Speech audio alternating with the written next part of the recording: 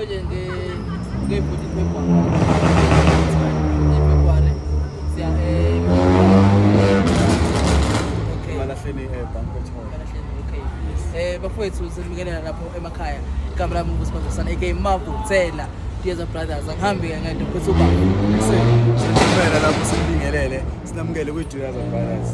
Bafowethu nge-14 February sobe semalahleni Banquet Hall. Laphana eMpumalanga.